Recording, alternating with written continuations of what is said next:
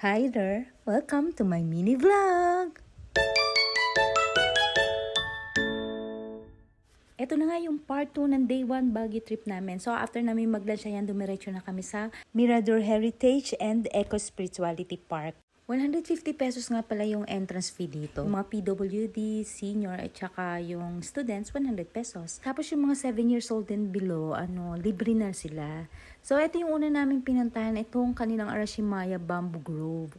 Ayan, tingnan nyo, para siyang mala Japan talaga yung kanyang ambience.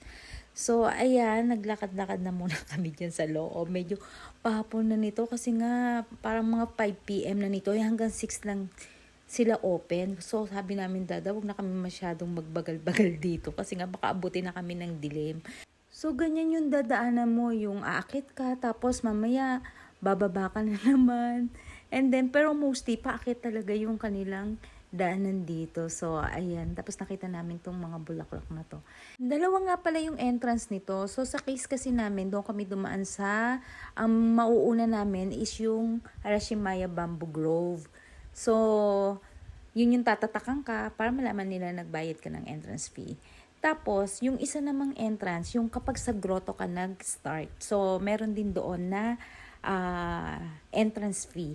Bali kung sa grotto kayo magsisimula, ang magiging start ninyo is yung kabaliktaran nun sa amin. Bali yung magiging ending ninyo, yung Arashimaya Bamboo Grove. So eto na nga, ituloy na natin yung kwento. So 5 yung nasa picture na makikita daw namin dito sa areang to. So, isa pa lang yung nadadaanan namin. Hindi sabi namin, and so may 4 pa kaming hindi napupuntahan. Sabi namin baka abutin na kami ng dilim. So ayan yan, nakita niyo yung mga upuan na yan. Ako, ang daming upuan yan na baka naglalakad. Gamit na gamit ko yan kasi hingal kalabaw talaga ako sa mga dinadaanan namin. So ayan na nga, sabi namin, sana tama tong landas na aming tinatahak kasi nga kung mali pa to baka naman kami gabihin na talaga dito. So ayan, dinire-diretso na lang namin kasi ang dami mo kasi talagang pagpipilian na daanan. Sabi na lang namin, sundan na lang namin yung mga religious statues. So, ayan, nakakita kami ng mga paarkong ganyan. Sabi namin, baka dito na natin makikita yung iba pang kailangan nating makita. So, ayan, may mga upuan na naman and then dito may lagusan. So, ayan, bababa ka na naman dito. Si Dada, umakit siya doon sa taas doon. Pero ako sabi ko, baka naman makikita rin tayo sa dulo. Dito na lang ako sa baba. At dahil nga parang ang ganda ng view sa taas, sumakit na rin ako. O, ayan o, diba? Kitang-kita mo yung mga clouds. And yung nagpasaya sa akin dito, bigla na namin nakita yun, yung Mirador Peace Memorial nila. So sabi ko, OMG, nasa itas na naman siya. So akit na naman kami. Pero ayos lang kasi at least may matitik-in na rin kami.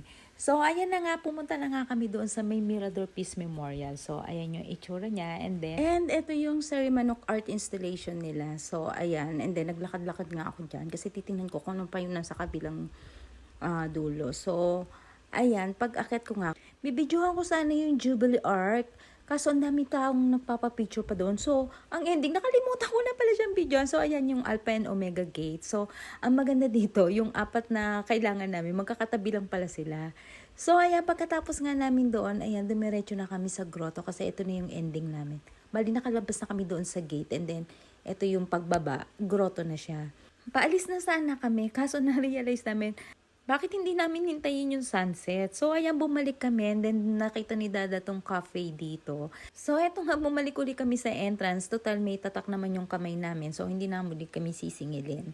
So, ayan, pagbalik nga namin, tinitingnan namin kung makikita talaga namin yung sunset. Kaso, mukhang wala talagang pag-asa kasi nga sobrang cloudy. Tapos nga, paulan-ulan pa. Tapos, ayan, sabi namin, mukhang hindi na tayo mapagbibigyan. Sa susunod na balik na lang natin, saka na lang tayo maghintay ng sunset. Kaya yan, napagdesisyonan na lang namin na lilipat na kami ng ibang location kasi sayang yung oras. So, ayan na, magbababay na muna kami dito sa area to and then bababa na kami kasi nga may susunod na kaming pupuntahan. So, ito na nga at ang susunod namin pupuntahan ay ang Burnham Park. Ayan. So, sabi namin dito na muna kami pumunta. Mahigit 1 dekada na nga. Magdadalawang dekada na nga halos yung huling pumunta kami ng Baguio. So, So, titingnan lang namin kung anong pinagkaiba niya mula noon hanggang ngayon. So, malaki na rin talaga yung improvement. So, ayan, then, ayan, naglakad-lakad na kami kasi may susunod na nga kaming pupuntahan pa. Ewan ko kung saan pa gustong pumunta ni Dada. So, ayan, sabi niya, punta daw kami doon sa may Session Road. So, ayan, papunta na nga kami, naglakad-lakad na kami dito. And then, dahil nga kauulan lang yan, ayan, maka-shortcut lang, kahit sa puti ka na kami dumaan. Dumaan na kami para lang mapabilis yung aming paglalakbay. At eto na nga yung isa sa mga gustong puntahan ni Dada, itong ukay-ukay. Kaso hindi naman available yung gusto niyang bilhin. Kaya sabi namin, halika na, mag-dinner na tayo. So, total malapit naman dito yung gusto namin pagdiniran, yung pa aming maghahapunan. So, sabi namin, diretso na kami ng hapunan. So, dito pala yun sa bandang 5th floor. Kaya ayan, medyo mahaba-haba pa yung inaakit na naman namin. Diyos ko, pag dito pala ako tumira, mamamayat talaga ako. So, ayan na, dito kami kakain sa may Oh My Gulay. So, eto na nga, papasok na kami. Ayan, tapos, confirm ang Dada, dito pa talaga yung daan. So, oo naman, dyan talaga yung daan niya. So, ayan, paakit kami kasi nga dito nga to sa may 5th floor. So, ayan, and then, nauna na si Dada dito, tapos ito yung makikita mo papasok ka na doon sa pinaka-restaurant nila. So, ayan, may pa-bridge, and then sa ilalim ng bridge, merong mga koi fish. Ayan, tapos, ayan, tatawid lang ako dyan sa may bridge na yan. Pero may daan din naman kahit di ka dumaan doon sa may bridge. So, eto yung kabuuan nung area nila. Ayan, may mga kumakain na nung time na yan. Tapos, ayan, eto naman yung sa other side. Ayan. And then, ayan, maghahanap na kami kung saan kami uupo. And, ayan, sabi namin, try namin doon sa may bandang 2nd floor. Putanesca. Anong order niyo, sir? Putnes ka kasi. Anak ng putnes na. Ang order ko ay yung pagtang walang suko. Yung General Lunas punyetang shiitake. Galing ano. Tandang sorang parmigiana.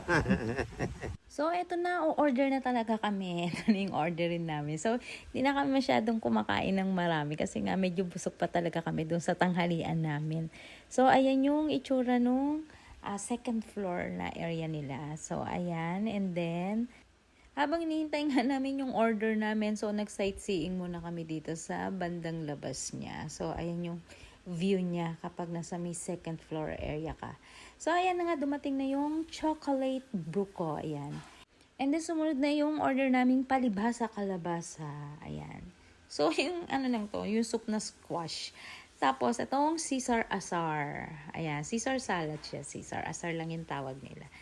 And yung order ni Hachi na brocha ni Antonio Luna. Ayan, pesto pasta to. Yan lang talaga yung in-order namin kasi medyo busog pa kami. Kaya simulan na natin kumain.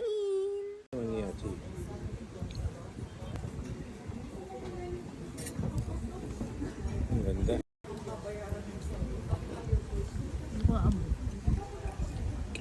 Masarap itong ano, no?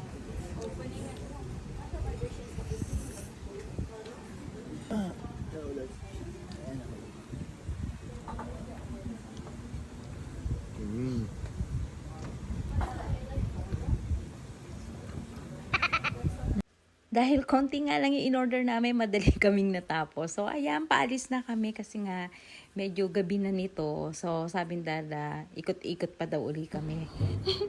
Sarado ng umay gulay. Paano yan? Hindi na tayo makakalabas. Close sa labas, open sa loob. Ganap na kayo ng yung malalabas. Kaya nang malalampasan siya kung meron na. Paglabas nga namin, ayan, marami ng mga mascots na naka-display. So, ayan, after ng ilang lakad, tatawid naman kami dito kasi pupunta na kami sa aming next destination. So, ang next destination namin ay, ayan, yung kanilang katedral. So, ayan, naakit na naman kami. Siyempre, nag-stop over ako kasi hindi ko talaga kinakaya yung mga paakit-akit dito. Ayan, si Dada, kanina pa siya naghihintay dyan sa taas kasi ang tagal ng pinaghihintay niya sa akin. At dahil bukas pa nga yung simbahan, dumiretso na kami sa loob. So, ayan na nga, pumasok na nga kami at pagpasok nga namin. Ayan, medyo marami-rami pa rin naman yung mga tao sa loob. And then, pagkatapos nga namin, lumabas na nga kami at may susundan naman daw kaming pupuntahan. So, dahil nga may isa pang pupuntahan itong si Dada, so sabi niya doon na lang daw uli kami dumaan sa dati naming dinaanan. So, ayan, sabi niya okay lang ba sa akin kung doon na naman kami dadaan sa mataas na hagdan. Sabi ko, pababa naman, kaya ko yan, pag lang pataas. At habang naglalakad nga kami, ay nadaanan namin tong bakery na to. So, sabi ni Dada, bili daw kami dito. So, ayan, bumili nga kami. Sabi ko, yung maliit lang yung bibilhin namin kasi di naman namin mauubos. So, eto na, naglalakad na naman uli kami. And dito naman kami pupunta sa night market. Akala mo naman kakayanin pa ng mga tiyan namin na kumain uli. Kakakain lang naman namin. So, ayan, nagtingin-tingin na lang kami dito. Tinitingnan din naman namin, baka naman may magugustuhan pa kaming kainin. Pero talagang busog talaga kami, hindi na namin kaya. Kaya yan, pagka ikot namin at nakita na namin yung exit na malapit na sa papunta sa hotel namin, umexit na rin kami. Akala ko talaga pagpasok namin sa hotel, let's call it a day na. Pero to si Dada, nagulat ako. Tingnan niya naman. Oh, ayan o, kumain pa talaga siya. Ito pala yung binili namin sa Good Taste na cream puff. So, ayan, nakita niya kasi pagdating niya, nakita niya nandun lang sa ibabaw. So, kumain na siya. At dito na nga nagtatapos ang aming day 1 dito sa Baguio. Hanggang sa muli. Bye-bye!